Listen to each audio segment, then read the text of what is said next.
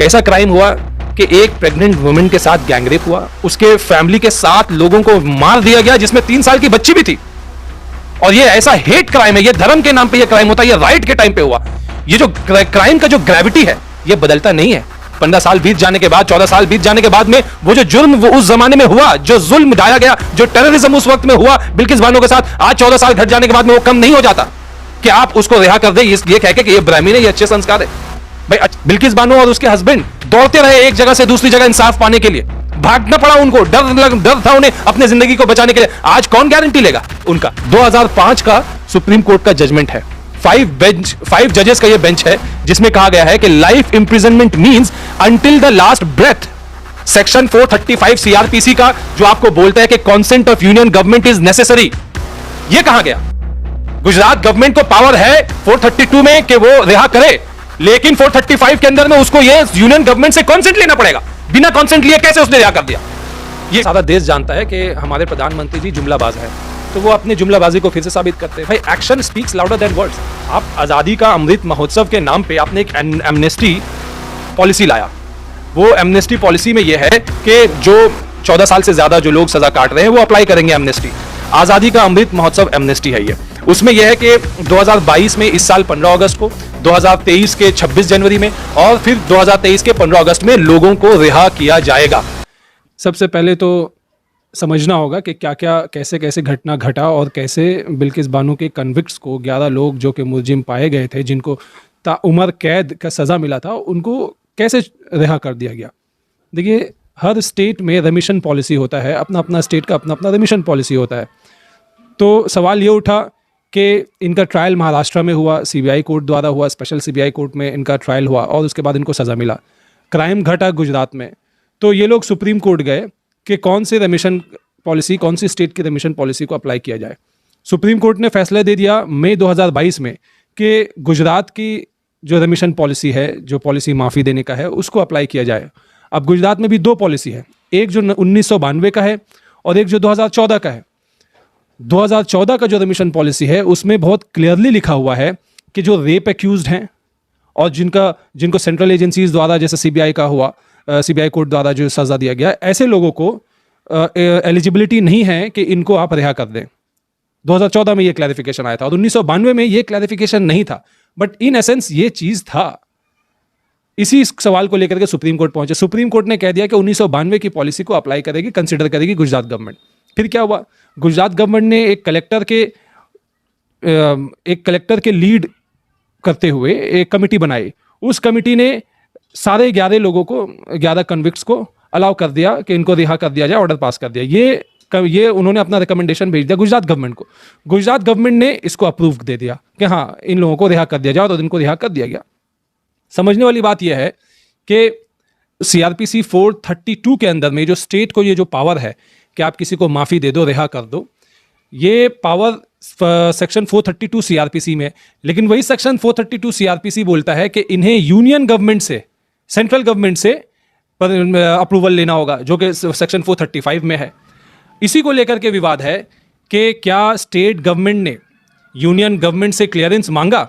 Union government का कहना है कि हमने इन्हें कोई क्लियरेंस नहीं दिया, क्योंकि देखिए यूनियन गवर्नमेंट की एक पॉलिसी है जो अभी आज़ादी का अमृत महोत्सव करके उन्होंने 75 साल के सेलिब्रेशन पे उन्होंने किया है। वो पॉलिसी ये क्लियरली कहता है कि उसमें रेप केसेस पे नहीं उनको रिहा किया जाएगा।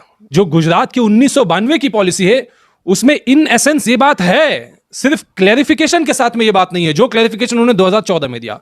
और यही वजह है कि आज का अंधा कानून, जिसे ये कहा जाता है कि आप अंधे कानून, जब जो हमारी लेडी जस्टिस है जो तराजू लेकर के खड़ी रहती है, उनके आंख में पट्टी बंधा हुआ रहता है। वो इसलिए पट्टी बंधा रहता है कि जब आप इंसाफ करेंगे तो आप ये नहीं देखेंगे कि अगले का, मुलजिम का धर्म क्या है, उनका कास्ट क्या है, उनका उम्र क्या है, वो आप नहीं देखेंगे।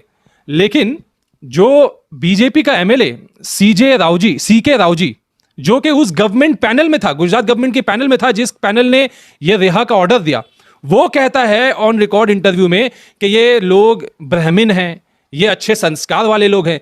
यानी कि जब आपने रिहाई का ऑर्डर दिया तब आपने धर्म देखा। बिल्किस बानो जो कि इसमें विक्टिम है, उनका धर्म को नजर में रखते हुए जो जुर्म कर रहे हैं उनके धर्म को कंसिडर करते हुए आपने उनको रिहाई का ऑर्डर दे दिया, सरासर इल्लीगल जुल्म है ये।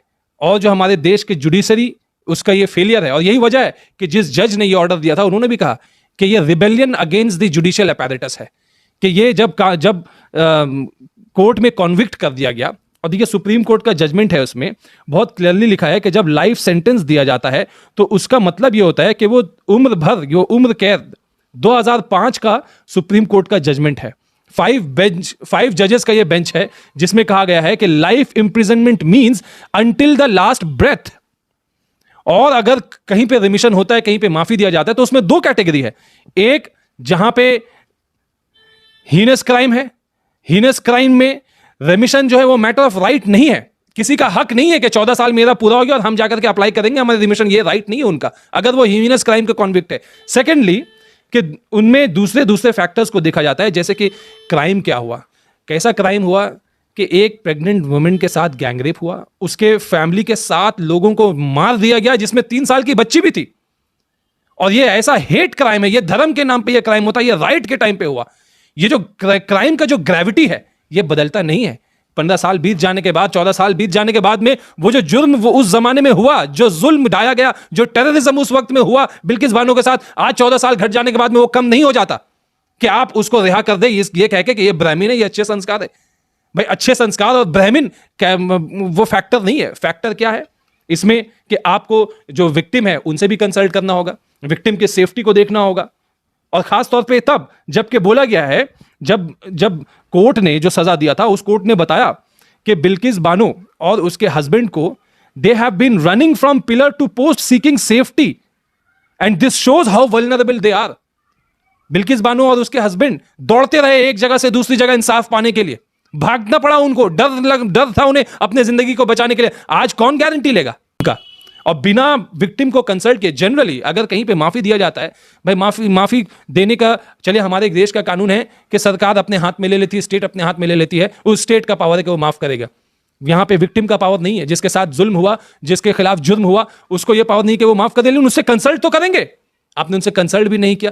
बहुत सारे ग्राउंड्स है जिसपे ये जो रिहाई का ऑर्डर है उसको चैलेंज किया जा सकता है, और बहुत क्लियर है, इसको चैलेंज करना चाहिए। उनके पास बिल्कुल रास्ता है, गवर्नमेंट का ऑर्डर को चैलेंज करना चाहिए कि ये हमारा सोसाइटी को क्या मैसेज देता है। और हमारी सोसाइटी, आप देखिए, ऐसा नहीं है कि हमारे समाज में लोग खामोश है, बहुत लोगों ने बोला है।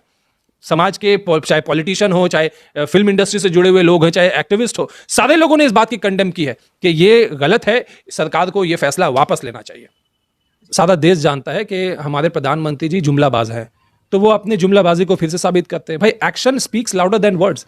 आप आज़ादी का अमृत महोत्सव के नाम पे आपने एक एमनेस्टी पॉलिसी लाया। वो एमनेस्टी पॉलिसी में यह है कि जो 14 साल से ज़्यादा जो लोग सज़ा काट रहे हैं वो अप्लाई करेंगे एमनेस्टी। आज़ादी का अमृत महोत्सव एमनेस्टी है ये।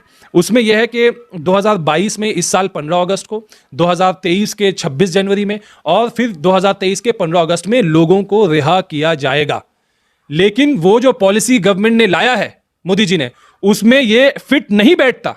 जिसको सीबीआई ने ट्रायल किया हो, जिसको स्पेशल कोर्ट ने, सीबीआई के स्पेशल कोर्ट ने दिया हो, जो हमारे जो इस केस में फिट बैठता है, ये लोग एलिजिबल ही नहीं है उसके अंदर में अप्लाई करने। तो ये अपने डिफेंस में कहते हैं 15 अगस्त को भले ही हमने आजाद कर दिया हो उन्हें, लेकिन हमने यूनियन के जो पॉलिसी है उसके तहत नहीं, 1992 पॉलिसी के खिलाफ। चलिए हम मान लेते हैं कि आपने 1992 पॉलिसी में एक लैकुना का इस्तेमाल करते हुए कि उसमें क्लैरिफिकेशन नहीं, आपने रिहा कर दिया। लेकिन ये सेक्शन 435 सीआरपीसी का जो आपको बोलता है कि consent of union government is necessary, ये कहां गया? गुजरात गवर्नमेंट को पावर है 432 में कि वो रिहा करे, लेकिन 435 के अंदर में उसको ये यूनियन गवर्नमेंट से कॉन्सेंट लेना पड़ेगा। बिना कॉन्सेंट लिए कैसे उसने रिहा कर दिया? ये टोटली इलीगल है, जुल्म हो रहा है, और जुल्म की कोई इंतहा नहीं है। सवाल ये उठता है कि भाई आज हम इस गलत को सुधारें कैसे? सुधारने के लिए आप गवर्नमेंट, जो गुजरात गवर्नमेंट के ऑर्डर है जिसने कमेटी रिकमेंडेशन को एक्सेप्ट किया, उसको चैलेंज करें, हाईकोर्ट में जाए, पीआईएल करें। सुप्रीम कोर्ट में बड़े बड़े महारथी बैठे हुए, बिल्कुल इस पे आवाज उठाने की जरूरत है। आज सवाल ये उठता है देश के सामने, देश के लोगों के सामने, कि बिल्किस बानो एक महिला के तौर पे देख रहे हैं आप, या बिल्किस बानो को एक मुस्लिम के तौर पे आप देख रहे हैं? क्योंकि बीजेपी के एमएलए ने कहा है कि जो रेपिस्ट है वो ब्राह्मण है और वो अच्छे संस्कार वाले हैं। तो क्या बिल्किस बानो मुस्लिम है और बुरे संस्कार वाली है तो उसके साथ जो रेप किया उसको आप रिहा कर देंगे? ये सवाल खड़ा होता है। एक मुजरिम को धर्म के चश्मे से नहीं देखा जाता। जो क्राइम है वो हीनस क्राइम है, बहुत ही सीरियस क्राइम है, उस पे ये फिट नहीं बैठता।